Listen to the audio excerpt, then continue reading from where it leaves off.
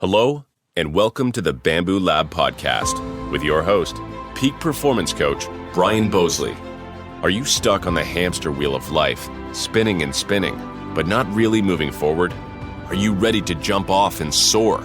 Are you finally ready to sculpt your life? If so, you've landed in the right place. This podcast is created and broadcast just for you. All of you strivers, thrivers, and survivors out there. If you'd like to learn more about Brian and the Bamboo Lab, feel free to reach out to explore your true peak level at www.bamboolab3.com. Hey everyone, welcome back to the Bamboo Lab podcast. Today is, what is the date today? March 12th, I think, of 2024, eh? We got a guy on here that we had back on the podcast, aired on November 14th, 2022. It was season 1, episode 56, and the title was "With Discipline and God, I Can Do Anything." RJ Boudro, my friend, welcome back. Thanks for having me. Glad to be back. Well, it's cool because I studied the numbers last week when we scheduled this. I'm like, let's go back to his first podcast, and I know it's ranked out of 117 episodes. Your podcast is ranked number 3 for our show. It's the third most downloaded podcast out of 117 episodes.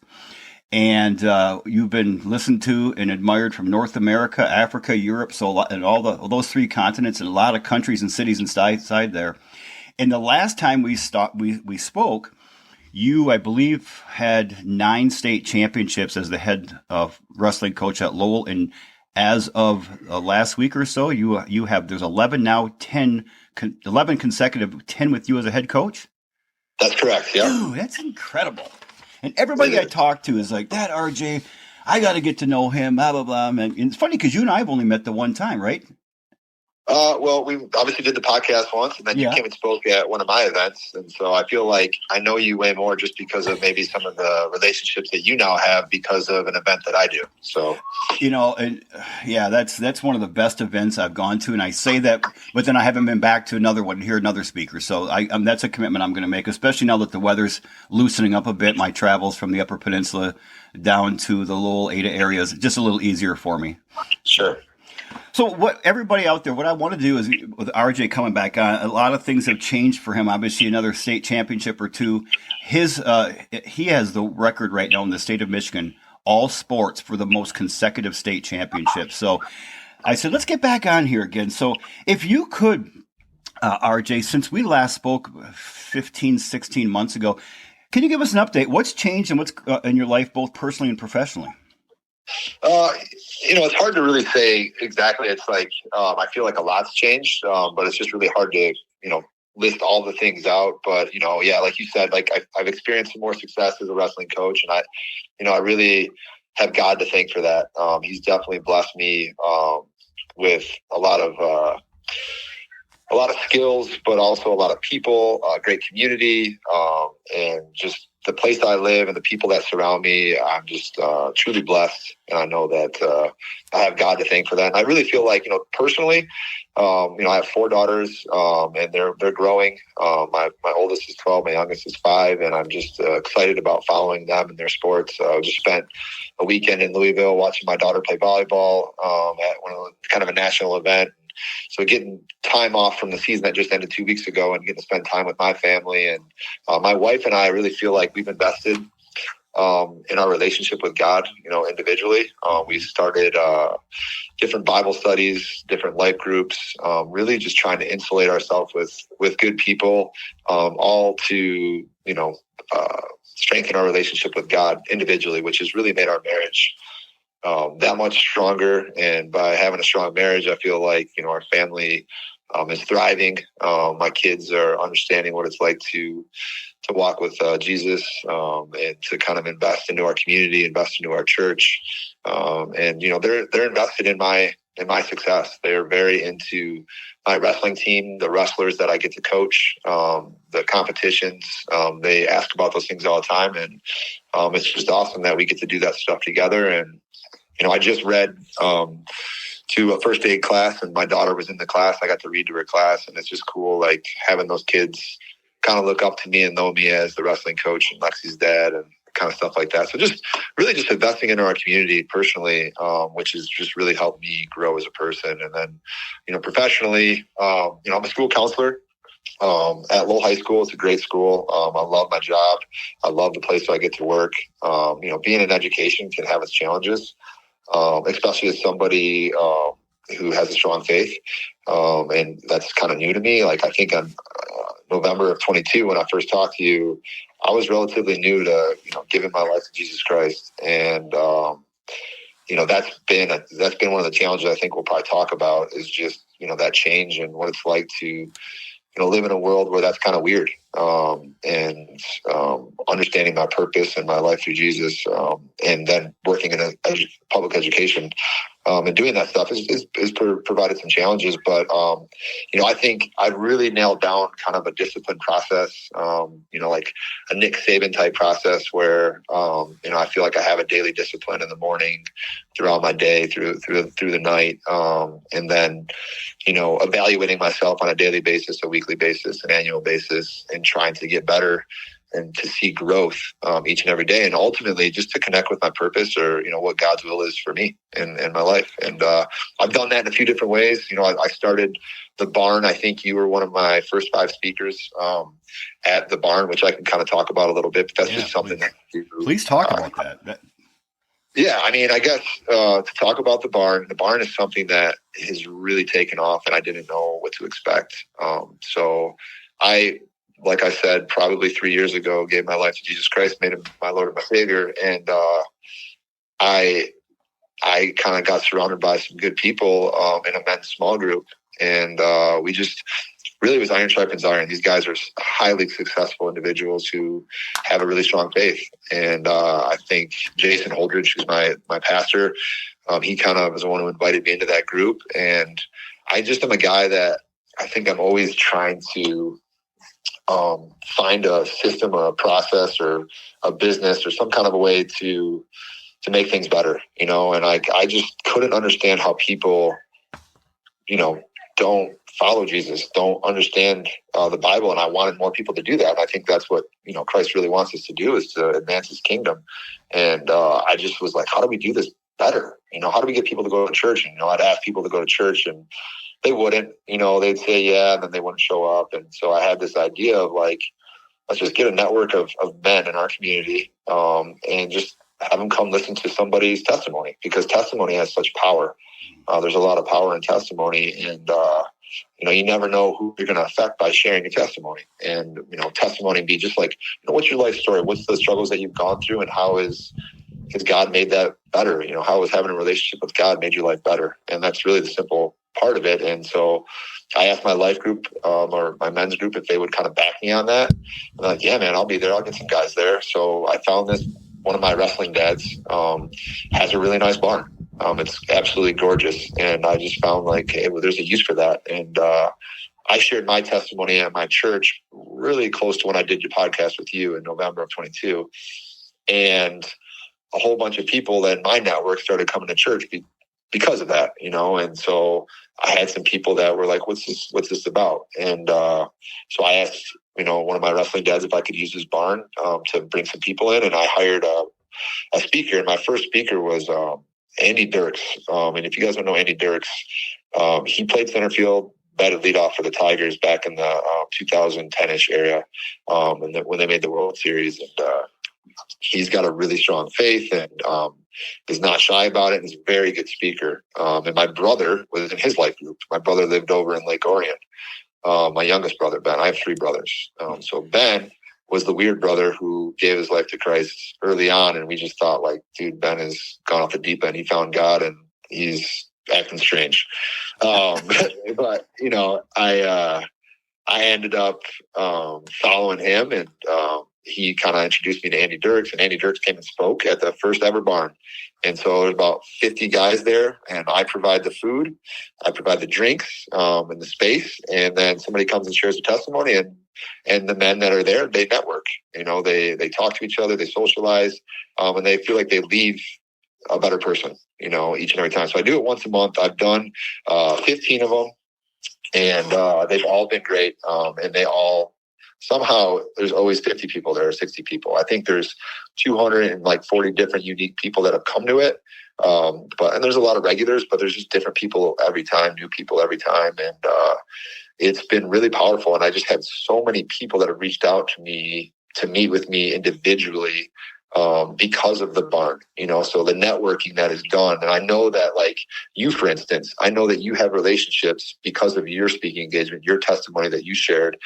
You've talked to several guys from there, and it's definitely advanced God's kingdom, but it's also it's strengthened your network. And I know it's done the same for me. And I think one thing I've had to get better at is probably saying no.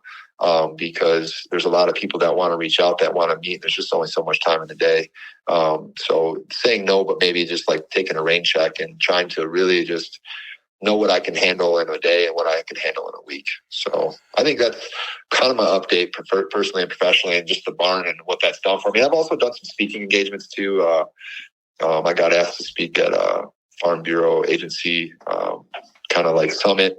And that was really cool because I got to kind of like hone in on my core values and my purpose, and how the process that I go through and the discipline that I have maybe can help others.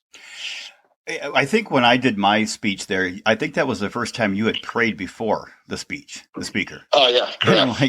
I'm like, oh, this is cool. And then you gave that prayer, and I'm like, how the hell am I going to follow that?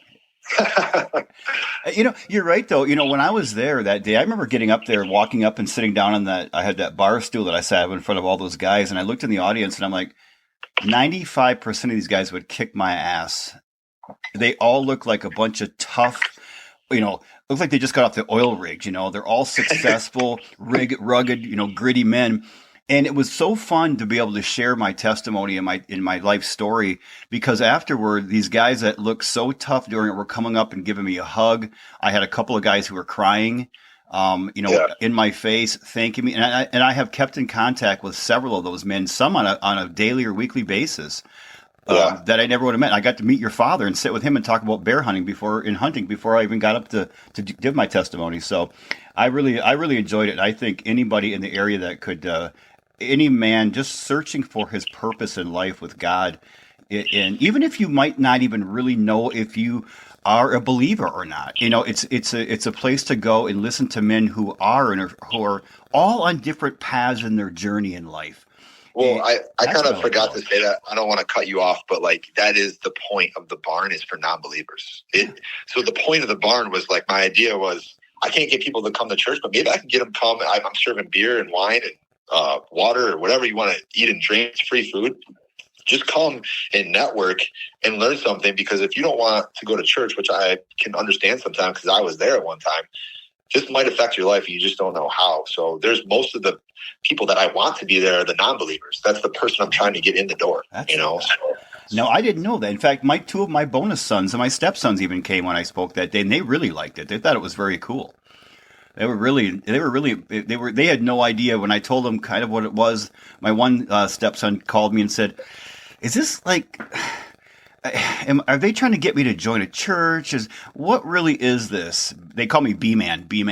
And I'm like, oh, I don't know. I said, I really don't know exactly what it is, but I know RJ, so that's not what it's going to be. And when they both, reached out to me afterward, because they left before I did. And they said that was really enjoyable. Not at all what I thought. And my oldest stepson lives maybe 2 miles from the barn. And to call it a barn, I mean, I expected hay on the floor. I mean, this had a basketball hoop in it. I mean, look, you could live in that barn. It was it's just what it is. It's a really incredible big place for men to gather, or anyone to gather. It was incredible in there. I was so impressed. And then we had Tyler Sigmond come up there, and he spoke and gave his testimony one day. Yeah, that's correct. So actually, I remember now, you're the 10th speaker. Tyler was the 12th. So he spoke 2 times after you. And Tyler did a fascinating job. Tyler was awesome. He's been on the Bamboo Lab. So yeah, he was on with me twice. So looking back on this past year and a half or so, then what would you say, RJ, is one of your greatest learnings you've had since we last spoke on the show?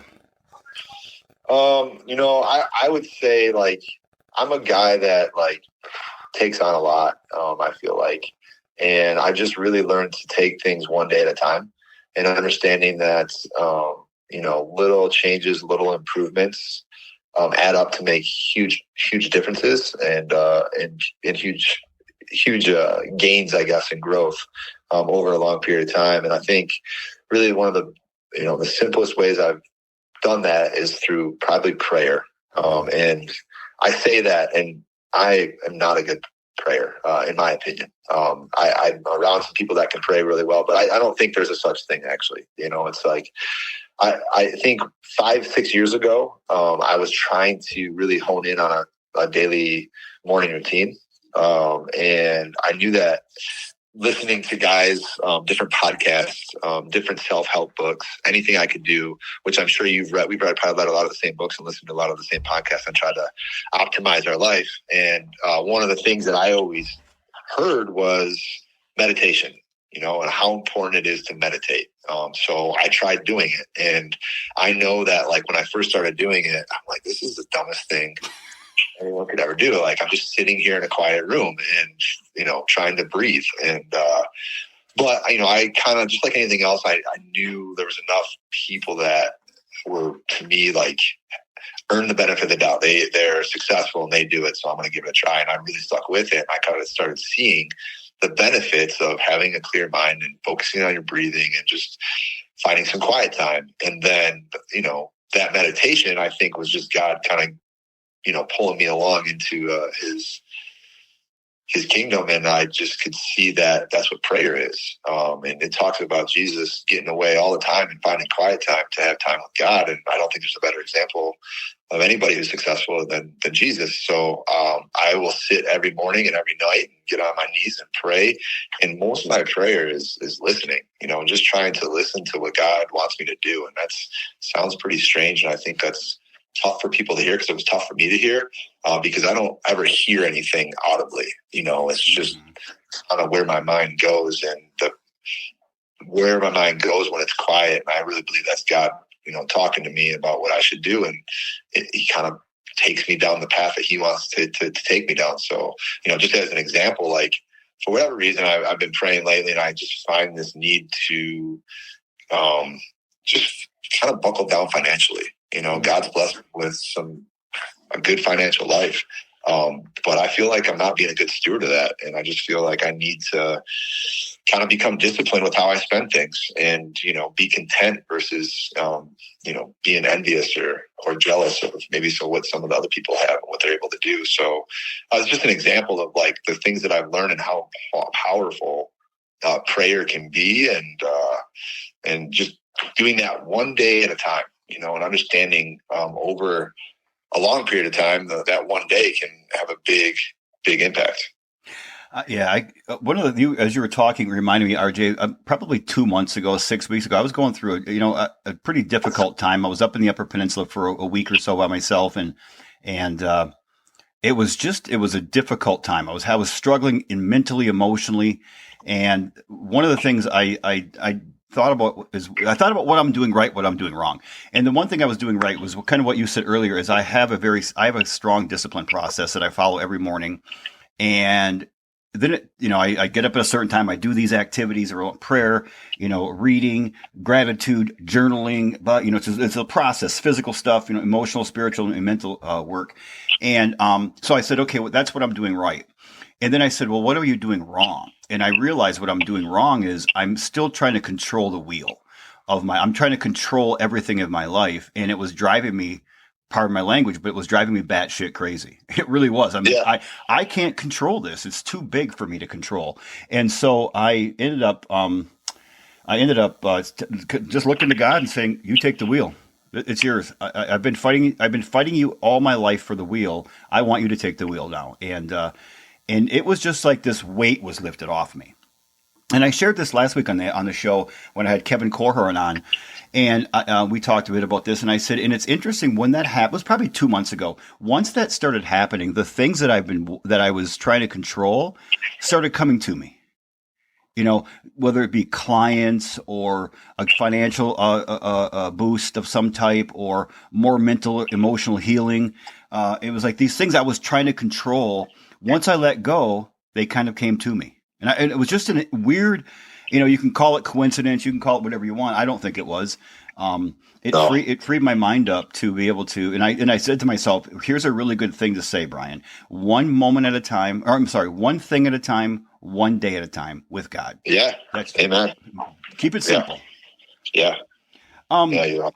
And a lot of people listening to the show, you may have a different religion, maybe Muslim or some other religion, or you might be an atheist or agnostic. And one of the things I would recommend is, if you're having a difficult time wrapping your mind around the concept of God, for now, just say the universe.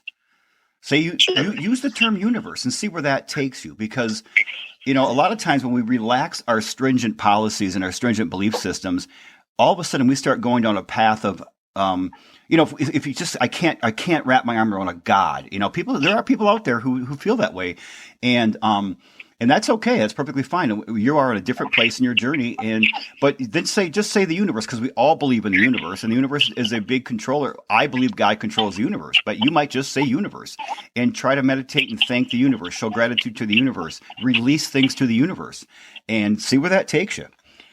Yeah, I couldn't agree more. And I think, when I first was trying to, back to those days when I was listening to those podcasts and trying to optimize my life and, really trying to find my routine, another thing that I saw was, a lot of people that are billionaires, ultra successful athletes, business people, a lot of things that I saw in common was there was a spiritual side to it. And it was funny because when I get to that chapter of the book, or, that portion of whatever their testimony was, I would just pass over it because I wasn't interested in that. And I don't know why all of a sudden I became interested in spirituality and having a faith, but I just think I know God was kind of part of that. What I'm seeing though, RJ, is it seems like there are a lot more people, coming forward with their faith than I've ever seen, at least in the last 5 or 10 years. Athletes coming forward in the NFL. There was an actress that won, I believe, an Oscar on Sunday that came forward and just said, God is good. God is so good. I didn't see the Oscars, but I heard this. You're seeing more people coming forward now and being okay sharing their faith and their beliefs. And I think that's great. I think that's a fantastic thing to do. I think places like Hollywood has tried to sequester that for so long. Sorry for anybody who's listening from Hollywood, but I think you're yeah, I'll leave it at that. I wouldn't live there, I'll tell you that, for a lot of reasons. But so in this time frame that since we last spoke, as we give an update to the Bamboo Pack audience, what has been one of your big challenges that you've had to overcome? I really think it's just that change and having a new life in Christ, because, I think I was successful before I did that. I was winning state championships and had a successful wrestling camp and, just nice house, nice family. All these things were done before I really, said Jesus, my Lord and Savior. And, once I read the Bible and understood everything that I need to know about how to be is in this book. It's God's word, and He put it out there for us. And it's been, I think, when I started understanding the history in the Bible and how much it's been tried to, people have tried to break it down, to try to refute it, to try to say that it's not real. And I mean, there's been, I think every one that I've ever heard, and maybe there's people that haven't, but there's these geniuses that try to say, all right, here's the reason why the Bible isn't real. And then they end up becoming spiritual because they realize how powerful it can be. So all of a sudden I'm doing this, oh my gosh, this is awesome. It's right here for me to read. And then I try to start implementing those things into my life. And, people that are around me that like the way I was are kind of getting concerned, similar to the concerns I had for my brother Ben about these changes that I'm making. But all the changes are good. I'm swearing less. I'm going to the bar less. I'm staying out later less.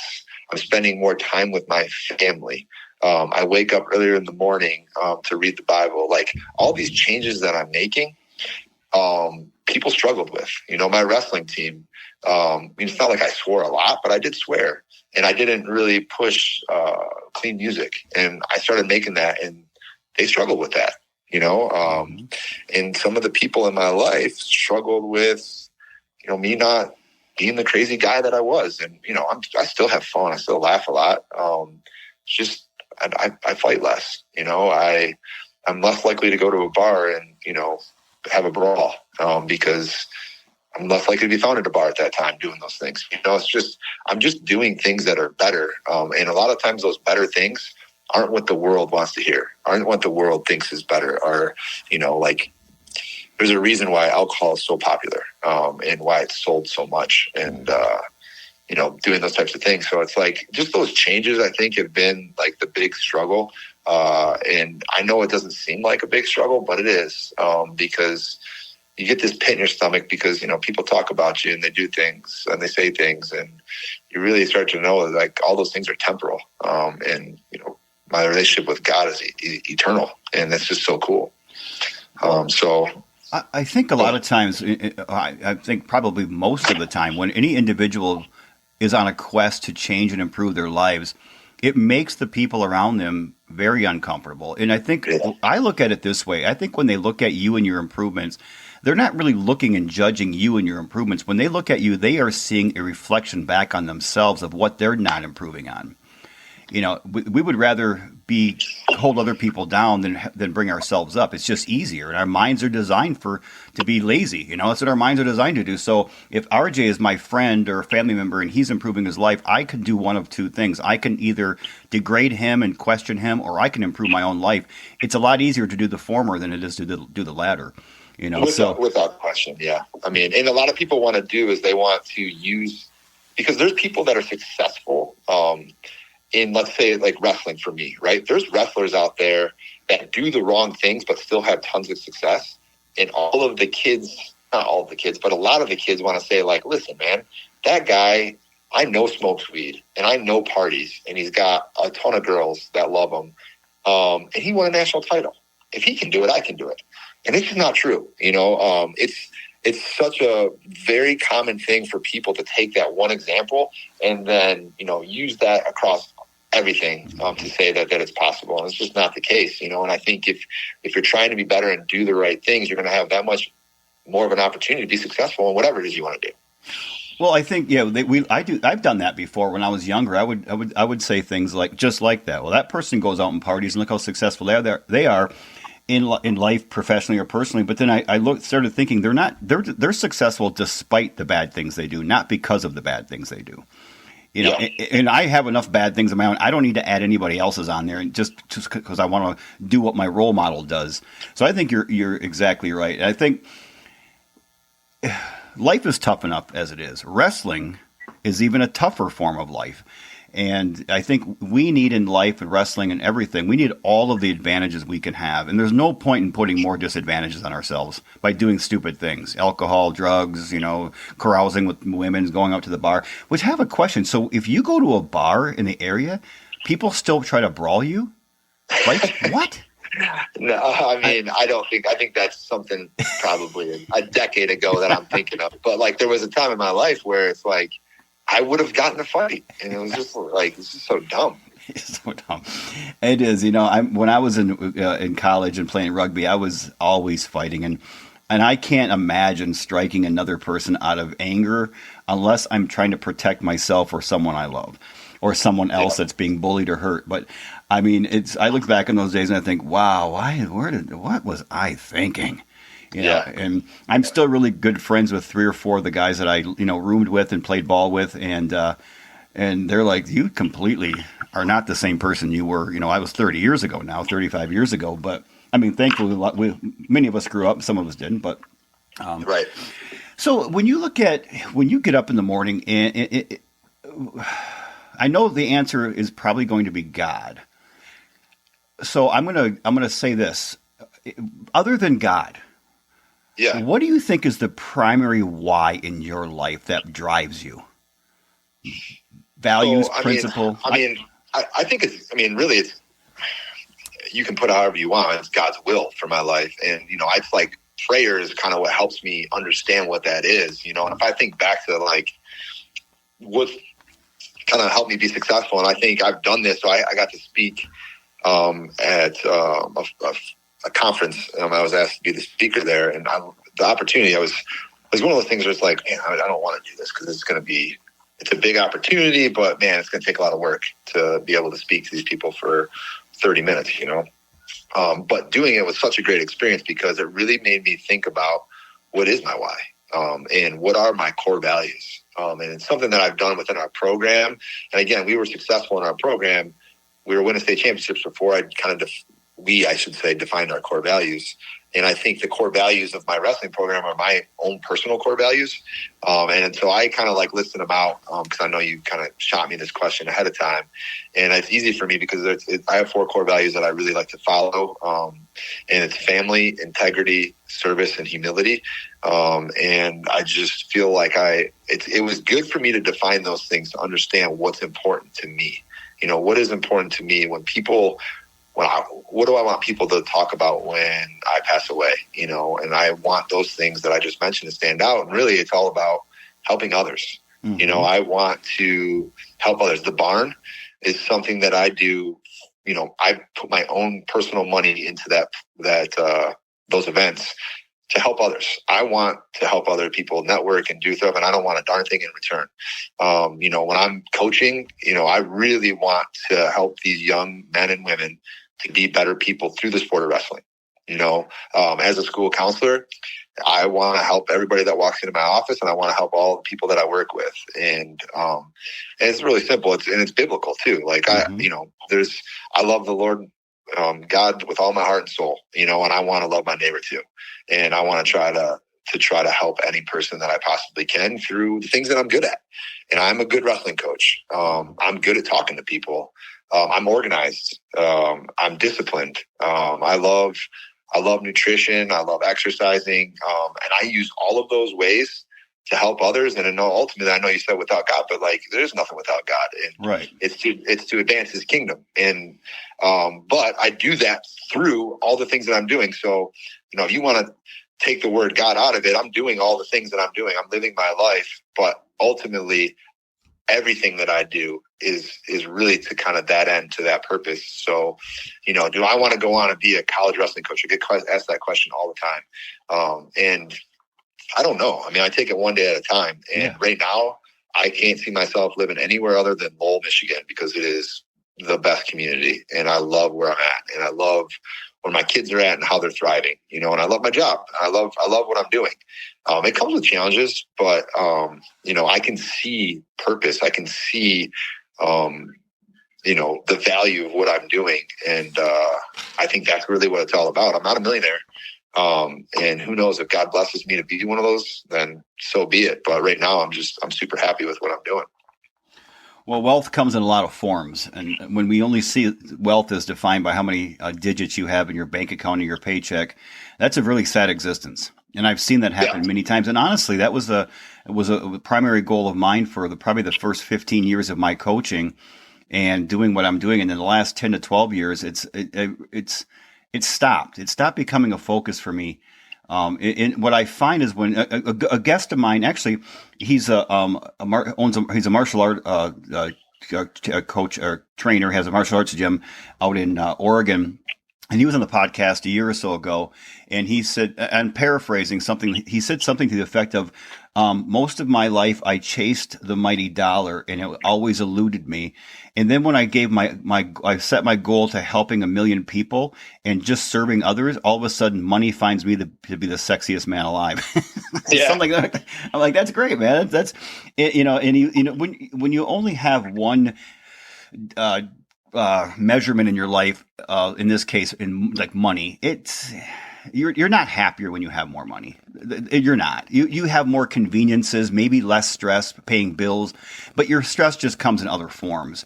And until you're really living your true purpose in life, whatever that is, and you're serving others and doing so, that's exactly where happiness comes from. Yeah, for sure. Amen to that. So you have the 4 values again, everybody out there, for RJ are family, integrity, service, and humility. And I would really challenge everybody out there to determine what your values are. And if you ever need help, you can Google Linux values test or go to linux.aberman.com, I think it is, on on the internet. We had Doug Linnick on the podcast a year and a half ago or so, a couple of years ago. We've had a few people from his company on here, and they have a free test you can take. I think it's free. And it really helps you to pin down what your top 5 values are, or whatever it is. It helped me tremendously in the back, but there's a lot of other resources out there you can go to. But, you have to have a foundation in your life. And I think having values gives us a moral compass to really make sure that we're making the right decisions, because there's a lot of stimulation that comes at us. There's a lot of options. There's a lot of temptation out there in the world. And if you don't have a foundation from which to decide on, then you're a rudderless ship out there in a really wavy, really stormy ocean at times. Yeah, for sure. And it's weird to think about like just having those things, but it's just cool to define it and understand like what it is that is important to you, because I think everybody knows what those are, but defining them was a really cool process for me to go through. Yeah, because one of the things we do, RJ, is I do a talk called in a lecture called the compromise between food and poison, and the idea is in life you have nourishing people who are food and you have toxic people who are poison. And one of the differentiating factors that I've determined, I think there are 15 differentiating factors that we find that help you determine, number one, are you toxic or are you nourishing? And are the people around you who's toxic and who's nourishing to you? Is that nourishing food style people have and they live by a set of core values, where toxic, poisonous people, they probably have core values, but they just don't live by them. And a lot of that's because they don't really know, they don't consciously know what those core values are. But they have them. They just don't know how to live by them because they can't die. You should be able to, most people, I think everybody, we should be able to ask any person, say, what are your core values? And they should be able to rattle them off. Ask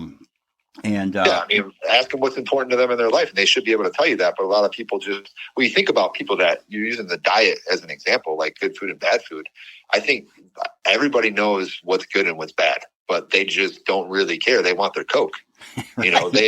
They want whatever that guilty pleasure is, and they don't care if it's bad for them.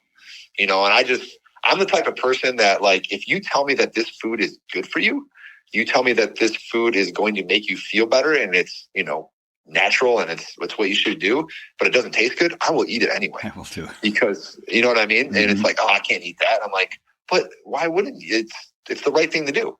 And it's like the same kind of thing is like, yeah, waking up at 5 a.m. every morning is tough, and reading in the Bible could maybe not be entertaining to you. But if you do it, you're going to have a better life and a better connection with your Creator. So to me, it's a no-brainer. Right. Just because it's hard doesn't mean doesn't stop me from doing it. Well, it's going back to, something we talk a lot on is you have to choose your pains in life. You can choose the pain of hard work right now, or you're going to choose the pain of regret later. A lot of us choose the pain of regret later by not doing the tough things right now that are challenging for us, like getting up at 5, reading the Bible, journaling, gratitude, serving others, whatever it might be, exercising, eating right, quitting alcohol, drugs, whatever. That's all hard stuff to do. But pain comes one way or the other. You choose which one you want. You can choose hard work right now and some discipline, or life's going to come and bite you in the ass later on. You're going to experience the pain of regret, and that one lasts for a long time. Yeah, and I feel like I just like to say this right now because I feel like I'm coming off like I think my poop doesn't stink, and my life is not like it's easy because I follow God. But it's better, Yeah. So it's like I still have struggles. I still sin every day, but I just have an understanding of what sin is, and I understand that when it happens, I ask God for forgiveness and I try to be better. And it's just that's the process right there, as an evaluation, owning your mistake, understanding it's a mistake, not being afraid, being vulnerable, being able to say it was a mistake in that moment, and then trying to fix it and own up to it and be honest and truthful. And those are the improvements I think that I've made, is just owning my mistakes. I can just think of something that happened within our team. We were at the team state tournament. We had this drama kind of go down at the team state tournament where his team was kind of starting to pick a fight with us, with our team, and we kind of fell for it a little bit. And this is kind of like in the back, kind of warm up area and stuff. And so I talked to our team, and one of my kids was being kind of like mocking me as I was talking to the team, and I blew up and I threw a chair and I told him to get out and yelled at him. I just acted like a fool, as a coach. I did get the kids' attention, and I did have a good talk with them, but I just not the way I want to be. I don't want the kids to think I can fly off the handle, and that's a good way to be. So I owned my mistake. It took me like probably 2 days. I kept silent. I wanted to like talk to the kid. I wanted to talk to his dad, and I was emotional, and I just understood like I need to pray about this. I need to like get in some silence and like really let it soak in a little bit. And I apologized to the kid, even though he was probably in the wrong. I apologized to him. I owned my mistake. And I think I grew from that. And I think so did the kid. So it's just like an example of like, I struggle every day. I have sin that I experience. But it's just the way I handle that. And I understand it. I think before I would sin all the time, but I had no one to answer to. And that's when you can kind of think life's easy, because, you don't have to be accountable. You can just do whatever you want. But that comes at a cost. It sure does. And I think the key word you said there is you use the word vulnerable. And I think right now, I've noticed this a lot, RJ, in talking with people like you, executives, authors, other, people in martial. I've had several martial arts experts or fighters on the podcast in the last year. And you get these people who are successful. They're tough mentally. They're tough emotionally, physically in a lot of ways. And they talk about vulnerability at a level they've never talked about before. And I personally think you can't be humble unless you're vulnerable. Because, what you had to do to that student or that wrestler and his family, go to apologize, that's a vulnerability right there. You have to own your mistakes. I mean, that takes a lot of vulnerability, but without vulnerability, it's hard to be humble. And I learned, when I spoke at the barn that day, I was really, I was a little nervous, to be honest with you. Because I've never spoken, I've never given I didn't even know what a testimony was, or testimonial. I had to Google it. I had to Google it when you asked me. I'm like, yeah, I'll do it. But I got to Google it. And it was really interesting. And it was shortly thereafter that I spoke there that I spoke at Michigan State University, and I gave the same talk, but I had to give it in 5 minutes or less. It was a timed event. It was a whole thing. There were 15 speakers, and everybody did a fantastic job, but really nobody got up and talked like that. They talked about their product or their service, or, they talked about different things. And I'm like, this is, because I had a choice, and I was going to talk about, this thing that I do and coach people on, or I was going to talk about my purpose, how I found my purpose in life, which was really, a byproduct of the speech I gave at the barn. And, I was talking to a friend of mine out in New Jersey, and he's like, "You know what you have to do, don't you?" I said, "You gotta be raw. You gotta give your story."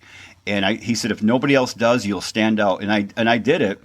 And I had a lot of people come up to me afterward, because there was a little after hours like drinks and dinner thing at the up in a restaurant there. And I had a lot of people come up to me with tears in their eyes. This is 2 hours later, saying, "That really hit me. And you made me," one was a school teacher of third graders, and she said, "That made me want to be a better teacher." And I don't know why, don't know how, because it wasn't about teaching or anything of that nature. It was just my 5-minute version of my testimonial, how, that helped me find my purpose in life. So it's becoming vulnerable, being vulnerable, especially on a stage, is it's not easy. But I find as I become more and more vulnerable now, I'll be turning 57 here, I think a week from today, actually. Oh wait, yeah. Well, no, a week from tomorrow. Yeah, I'm the 20th. I find that I'm becoming so much more vulnerable and so much more comfortable in being vulnerable, and it's made me a lot more humble, because I have to articulate my weaknesses. I have to articulate the things I struggle with. I have to say those, and I can't hide those anymore. Before I would hide those, and I would try to be someone that I never could have become, or wasn't at that time, and I was living a lie. And it's so refreshing, and it's just uplifting, and you lift this weight comes off your shoulders when you just say, "Dude, I'm a mess at times. I make huge mistakes. I make them all the time. I think I make more mistakes now than I did when I was 30, but or maybe I just notice them now. I don't know." But right. Yeah, no, 100%. It's just about, I think once you start being honest with yourself, and really, your creator, I just think it opens up a whole world, and it's so important. I think that's what vulnerability is. It's just really being honest with yourself and honest with others. Yeah, it is, and I get an opportunity, I think, in May to speak in front of a writers or editor. I think it's a writer or publishing. I think it's a team. It's a writers association with a bunch of writers, and they asked me what I wanted to talk on. I said, "This is what I want to talk about: purpose." And so I'm going to do about the same thing I did at the barn. It's going to be a little longer, I think. It's a breakfast speech, and so now I get the opportunity to do it yet again. But it all started with my time at the barn that day. Wow, that's cool. Thank you for sharing that. Oh, you're more than welcome. So I know this question that I'm going to ask Ness is kind of similar to the last question of what your why is, but do you have a mantra that you live by, that you kind of, something you say in your head a lot that keeps you going during the day? Your schedule is busy. You've got a lot on your plate. You have a lot of people throwing a lot of accolades your way. I mean, everybody who talks about RJ, I mean, every time I throw your name out there, at least in the wrestling community or in the general West Michigan area, your name is known. Do you say anything that kind of keeps you grounded or keeps you going forward in life on a day-to-day basis? I would say that it's really come down to what verses kind of I try to live by. And like Colossians 3:23, I listened to Dabo Sweeney give a podcast one time, and it blew my mind. Dabo Sweeney is an incredible guy. Takes a lot of heat maybe for some of the stuff he does, but that guy is awesome. I don't know if you know Dabo Sweeney. I'll just share this real quick, but he played at Alabama in his junior and senior year. His mom somehow, I can't remember exactly the story, so I don't want to screw it up, but basically she needed to live with him. And she lived in his house in college as he was a senior and junior in college with him, so that they could get by.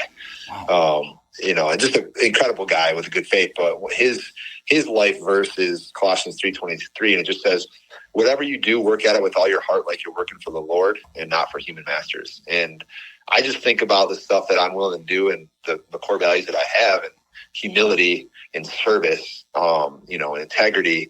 And so when I'm mopping the mats at our practice, and they see the head coach mopping the mats, like I want to mop the mats. I don't think I'm better than anybody else, but like the work that I'm doing is got a bigger purpose, And so when I get this task that I have to do that I don't think I'm too good for the task, I just freaking do it. And, I like to get to work, and I just think it's a great mantra to live by. You're just not too good for anything. Just pick up the piece of trash on the floor, help open the door open for the person in front of you, or whatever it is that, I'm doing it for the Lord and not for human masters. And so, I just think it's a great verse to live by. And then there's another one too. And I write these things down daily, in the morning, and it's just a good reminder, and it's kind of good to put in memory, but, it's Proverbs 3:5 through 6, verse 3, 5 through 6. And, it is trust in the Lord with all your heart and lean not on your own understanding.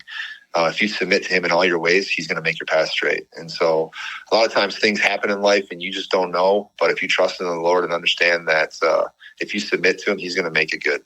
Whatever that you're going through that's bad, God's going to make it good. And, there's bad things that happen. And if you have a faith in the Lord, I just think it's just so powerful. And so those are things that easy things I write down. So if it's, you're not spiritual, write down, whatever quote that is and kind of live by that quote and kind of understand it. But those quotes or Bible verses that I have, they fit into my core values. They fit into my purpose, very well. And they kind of lead that. So, they are really helpful to have. Can you say again, RJ, the Corinthians? What was that? Which one was that again? It's Colossians. Oh, Colossians 3:23. Okay, 3:23. And that was Dabo Sweeney's. And then actually, trust in the Lord. Proverbs 3:5 through 6 is Kirk Cousins' life verse as well. Oh, Kirk and Cousins. There's also another. Yeah, and Kirk Cousins has two, and I really like his other one. It's Galatians 6:7, and it just says, God cannot be mocked, or do not be deceived. God cannot be mocked. You reap what you sow, or a man reaps what he sows. And that to me is just saying, you can think you're getting away with it. You can think you're getting away with whatever you think you're getting away with, but God knows. He knows what's going on, and you're going to reap what you sow. So, I think that's just whenever I'm going to make a decision, I think all right, I'm going to try to take the easy way out here, and I'm going to maybe tell a little fib, but who you fooling? Because you're not fooling anybody. Right. And a lot of times you're not even fooling the person around you. All that stuff ends up coming out. I always say everything you say and do it's not a bullet that goes off into the distance. It's a boomerang that comes back to you. Sure. It sure is. Yeah. And I mean, if you look at Dabo Sweeney and Kirk Cousins, I mean, you really can't argue with this, how they've taken their belief system and turned into a very successful careers, and a couple of national championships for Dabo. And I mean, Kirk now is going to the Atlantic Falcons, I hear. He's being traded to the Falcons from Minnesota, but he's had a really solid career in the NFL, and he really changed how quarterbacks were paid and compensated in his journey back in the day. So he was a trendsetter in that way. All right, this question I did ask you back in 2022, and you can pick any date and time of your life, but if you had to go back in a time machine and give yourself some words of wisdom or advice, what would you say to the younger RJ Boudro? I would say slow down and don't be less selfish, and I think, when you're in college, especially being a college, athlete, and you're just so selfish because you almost have to be in a way, but you don't. But it's your life. Your life revolves around you, and like your religion is you. And honestly, I would tell myself to follow Jesus, and I would just hopefully be able to. That would help me to slow down. That would help me to be less selfish and just take in the awe that's around me. I'm just so much more apt to wake up and go outside and look up at the stars on a clear night or a clear morning and just take it all in and just be present in that moment and understand how awesome it is that I get to do this. And when there's a good sunrise or a good sunset, I just like to take those things in, or, you're in a trout stream and you're fly fishing and you catch a trout and just realize how cool that is. And just those types of things is slowing down and taking that in. I think what you said, taking the awe that's around me. So many of our problems could be solved today if we could just do just that. Be present. I mean, the one thing that you can do that really helps your mind and your soul is to look up at the stars at night. And unfortunately, so many people live in the cities that we've blocked out the starry night. Yeah. And when you go out in the country and you look up and you realize how massive the universe is, just our little section of the universe. And it really humbles you, and it puts you in a position of, like you said, I get to do this. And a lot of people don't. Yeah, but there's awe everywhere. There could be awe in a traffic jam if you really look for it. You just have to be looking for beautiful things in this world. And I say this research a lot, but the University of California, Berkeley did a study a few years ago that showed for every one positive thing we notice in our lives, our brains naturally notice 9 negative things, because our brains are looking for danger and threats, and that's what sells. Look at the media. Anybody who sits and watches CNN, MSNBC all day long, or even Fox for that matter, you're seeing a lot of bad news thrown at us. And that's not really what the world is. I mean, that's a small fraction of the world, but we're so scared because sex and scare sells. And so you get that thrown at you. You got to be out there looking for all the wonderful things and the friendships and the conversations you have and the world around you, watching other people help other people. I remember one time, RJ, I was doing what I do now, I know. So let's be in the last 27 years anyway. I was going to a therapist counselor in Brighton, Michigan. And I parked my car and I walked. He had an office right downtown Brighton, look up above one of the stores or restaurants or something. And I walked, a couple hundred yards, a few blocks to his office. I went in there. We did a session. Then at the end, he goes, "I want to ask you, Brian, you walked from that parking lot way down the street there." I said, "Yeah." He goes, "What did you notice?" I said, "I don't know. I can't remember one thing. I was on cruise control walking here. My mind was thinking about problems that I have, or, tomorrow how I'm going to pay the bills next month, And it was shortly after I started my practice, because I was living in the Brighton area. He goes, "Okay, when you walk back to your car, I want you to pick out 3 things that you didn't notice before that were probably there." And the 3 things were, first one was I walked by a daycare or a school, and all these kids were playing on the playground.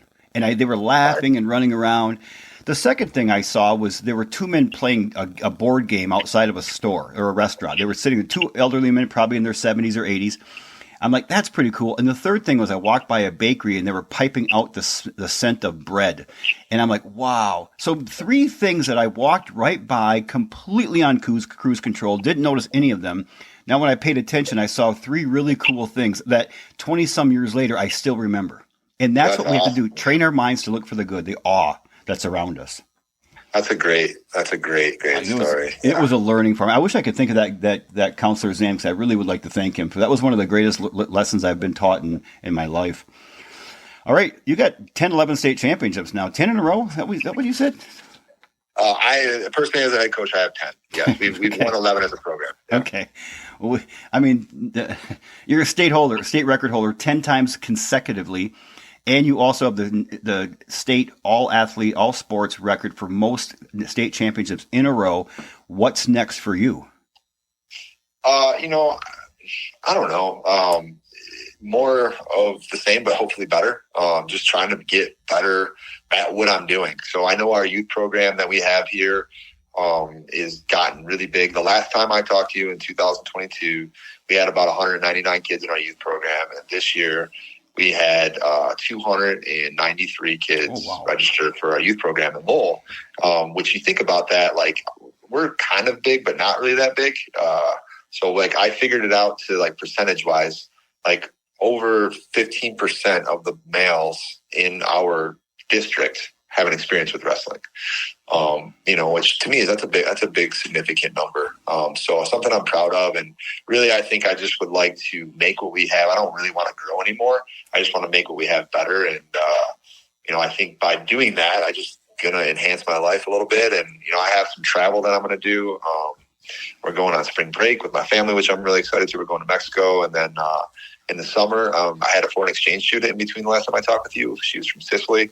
So I'm taking all my girls, and she really, God bless us with an amazing exchange student and a great experience. So we're going to go to Sicily in August, and we're really excited about that. So hopefully get some time going up to the UP to run my camp and do things and just really take things one day at a time. But I don't know. I'm interested to see where God takes me, because, I feel really blessed of what I've been able to do so far. And I just feel like there's a groundswell that's happening in my life with the people that I'm just locking arms with, guys like you, guys that are in my small group. My coaching staff at Lowell is incredible.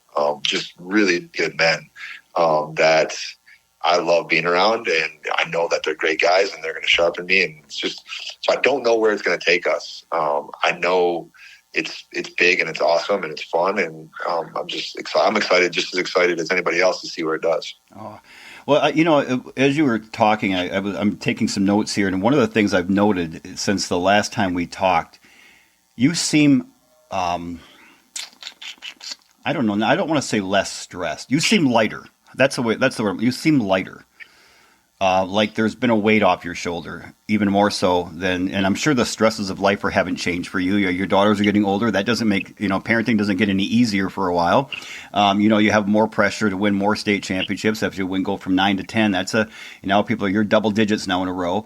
But yet you seem lighter, more, I would say, I don't want to use the term more in control, but maybe more content is probably the best word. Lighter and content. Yeah, well, I appreciate that a lot. That means a lot to me, because that's definitely something I've tried to work on, just as far as my handling of my stress and my anxiety. And it's amazing what the Holy Spirit and what prayer can do, because really that's an answer to prayer, what you just said, because it's something that, I've been working on, and I want in my life is to just have that calm and to be able to appreciate, the present moment. So thank you for saying that. Oh, well, you're an intense dude. You look intense when I met you. And I can see where you get it, because your dad looks intense. Yeah. Your dad looks like he could rip my throat out. And he's the nicest guy. I sat down and talked to him. Like, that was one of the most enjoyable parts of the barn for me, was that I think I spent 5 or 10 minutes just sitting there. I was eating my macaroni salad or something before I started talking, or it was pulled pork. And he sat next to me and he was eating, and we just chatted. I'm like, he's a wonderful human being. I really, really apprecited meeting him. So give a shout out to your dad, Doug. And speaking of that, my dad has came to every barn. He lives 3 hours away, and he lives up close to the UP, and comes to every single one. And it means a lot to me. And I think his faith has changed. He's not a guy that read the Bible or was spiritual. And I could just see his faith changing as a result of the barn and people like you. And I think there's power in prayer too. I really do. Like I said, So my dad is an awesome guy, like you said, and it's been cool having him. But he has been battling cancer, and I think if I could just put it out there, I'm going to take this opportunity for the people that are listening to the podcast. If you could just pray for my father, I think there's power in whatever God's will is, but just that he has peace in whatever his life is right now, and that's just for healing. So, well, RJ, I know he'll be in my prayers from this point forward. So. And I do believe in that. And I think for those people who don't believe in prayers, but you believe in manifestation, there's not much difference between the two. No. It's you're manifesting something. You're sending something really positive out there to God or to the universe. And I do firmly believe prayer works, firmly believe it. And I believe manifestation works. I just don't see much difference between the two of them. One person calls them prayer, one person calls them manifestation. So please pray and manifest for RJ's father on this journey. I know I will be. All right, my friend, as we wrap up here, is there any question I didn't ask that you wish I would have, or any final statement you'd like to leave with all of us? No, absolutely not. I think you do a great job. I enjoy your podcast a ton, and the fact that I get the wisdom that I get to get out of listening to you and talk with other people. So I'm very grateful for the opportunity, and just want to say thank you. Oh, it's a pleasure. Thank you. Can you stay on the phone for a minute after we're done here? Absolutely. Okay. Well, my friend, the second one around, I know we're going to do a third one. We're going to do a third one, especially maybe before, but definitely after the 11th state championship next year at this time. You do a fantastic job. I'm going to ask everybody out there, please, let's make RJ's first show with me is ranked number 3rd of all-time downloads from my 117 episodes. Make this number 1, please. Let's get out there and share this thing. Hit that like button, share it, rate it, review us, send it off to 3 or 4 people, because these are life lessons that so many people can love. So please do that. In the meantime, RJ, I want to thank you, my friend, for just coming on again, taking time out of your busy schedule. I know what your schedule's like, and being such a humble servant of God, and just being an inspiring guest on the Bamboo Lab podcast. Thank you so much, Brian. I appreciate it, man. Keep up the good work. Thank you, brother. I appreciate you very much. In the meantime, everybody, we'll talk to you all in 1 week, same time, same place. And I'm going to ask all of you to please focus, say some prayers, manifest for RJ's father, please. And in the meantime, get out there and strive to give and to be your best. Show love and respect to others, but also show that to yourself. And get out there, live intentionally, man. Enjoy the moments. Look for the awes that are all around you, like RJ said. I love and appreciate you all.